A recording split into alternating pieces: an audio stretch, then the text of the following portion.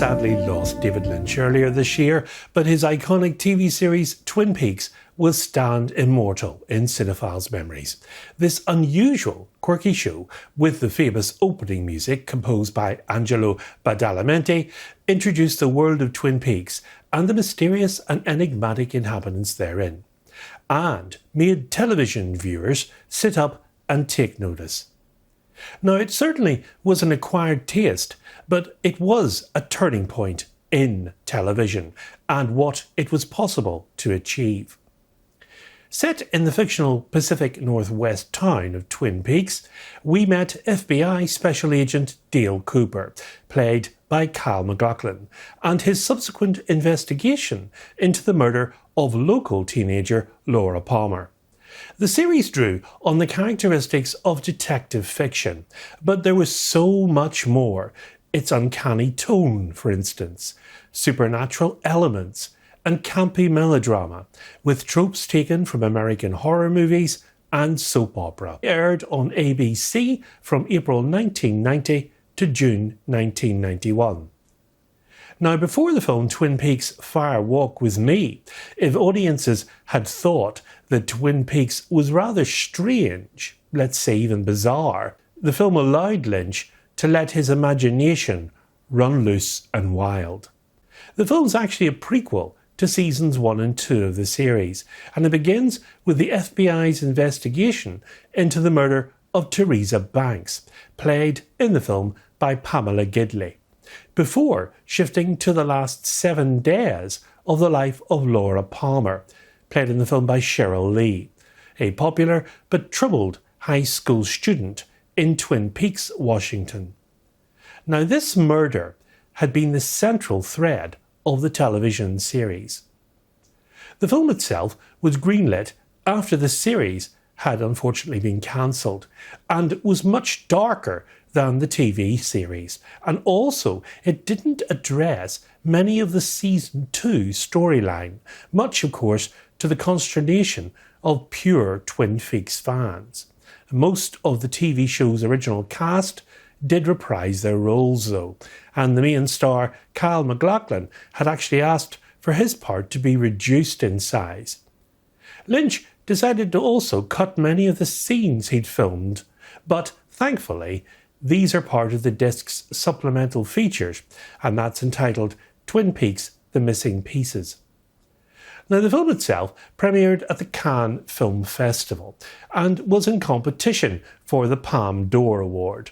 Now, there was divided opinion at the festival. In fact, some actually booed the film on its screening, and much of the US press panned the film outright.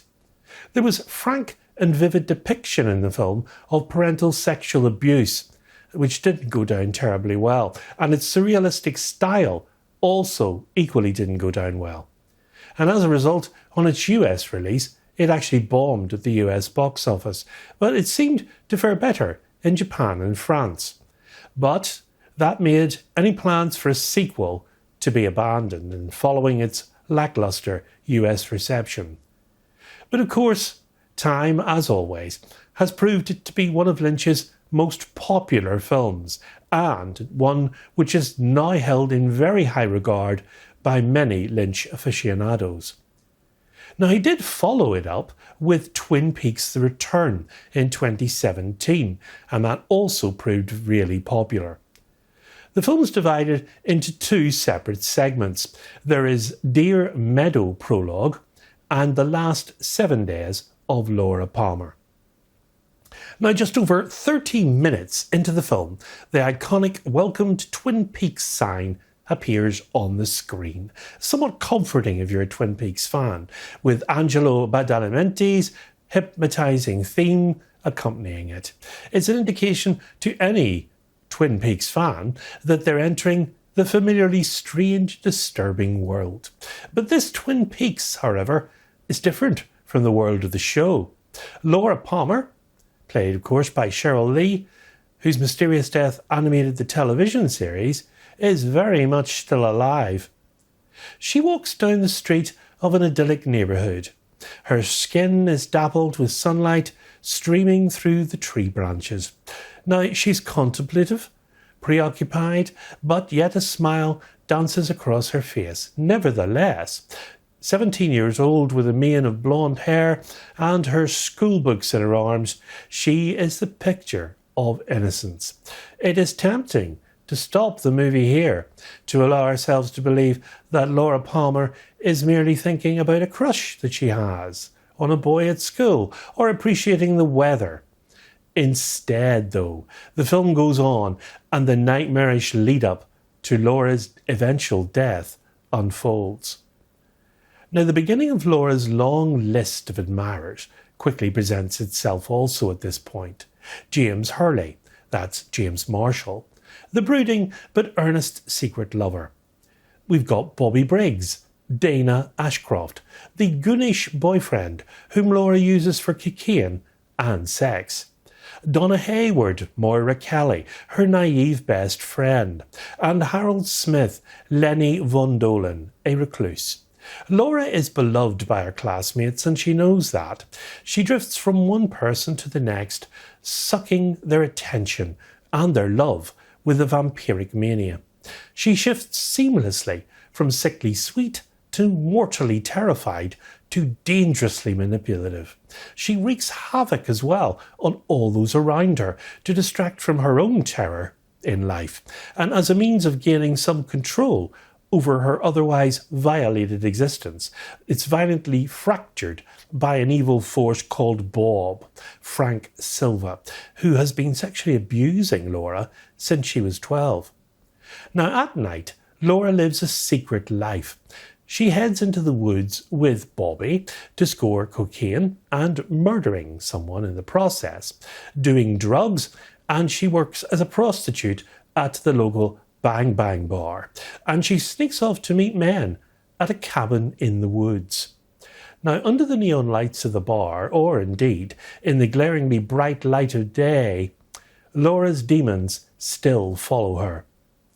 As the film progresses, though, we see that linearity is abandoned, and the division between the real world, if such a thing actually exists in this movie, and the dreamscape of Laura's nightmares evaporates. It quickly becomes impossible to predict where the next scene will take us, part of Lynch's power here, as the preceding one fades out. Laura's face anchors the transitions here. Cheryl Lee delivers one of the most heartbreaking performances that's probably been seen in recent memory.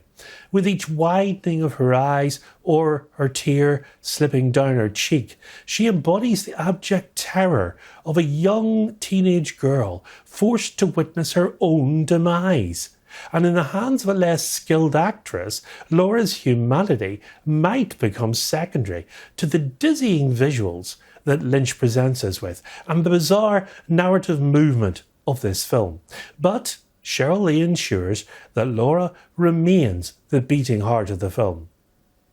Now, the Palmer house becomes a house of horrors for our protagonist. As cinematographer Ron Garcia's camera roams through the house, taking in Laura's point of view, with each corner turned and each door opened, promising a new terrifying reality. There is nowhere safe for Laura to hide, even in the light of day.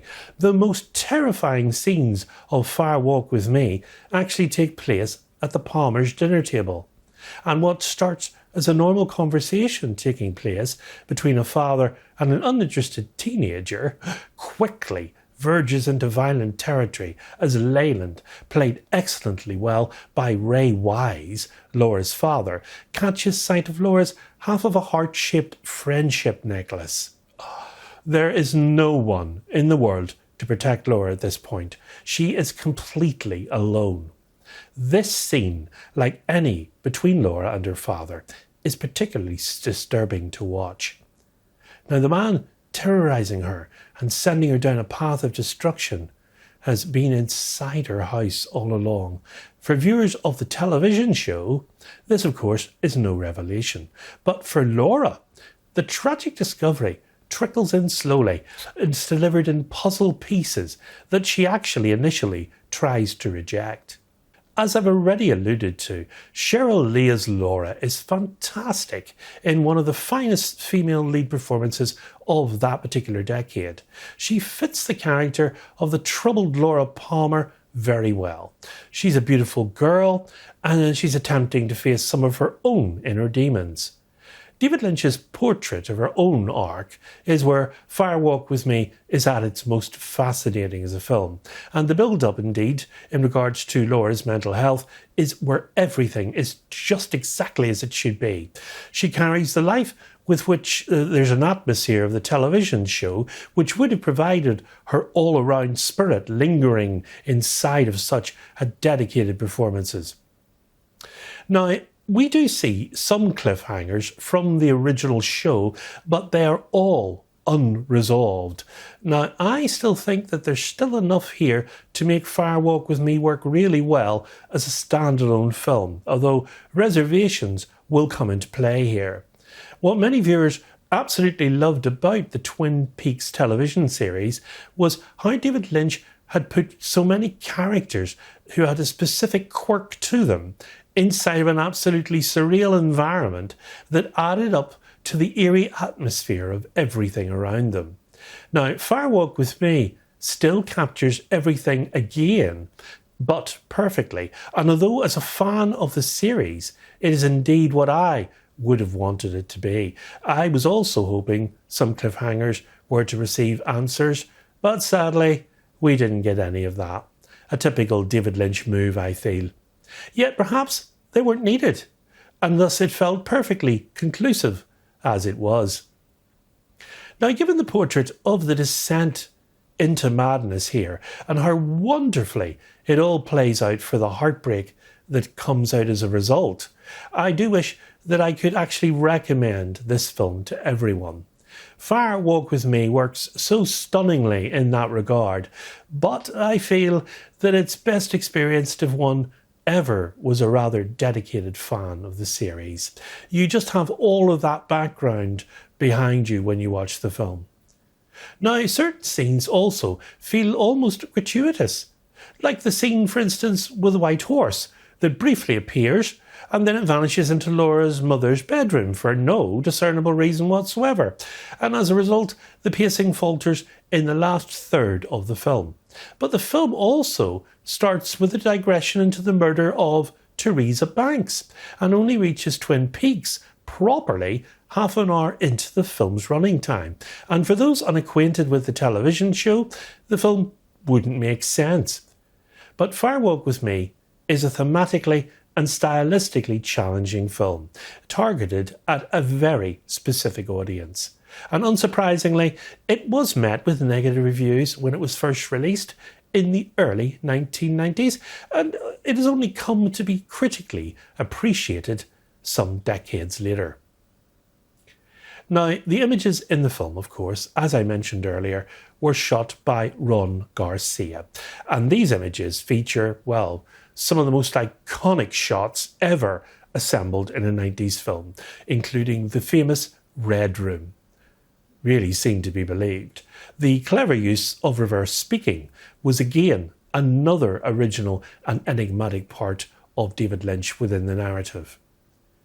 Now, casting featured many actors who just were appearing, including David Bowie, Miguel Ferrer, Peggy Lipton, Jürgen Prochnow, Harry Dean Stanton, Kiefer Sutherland, and in fact Julie Cruz. Now, Julie Cruz was the singer of the theme tune for Twin Peaks.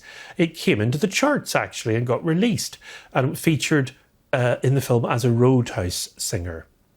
Now, many Criterion collectors were wondering when this particular release would get a 4K upgrade.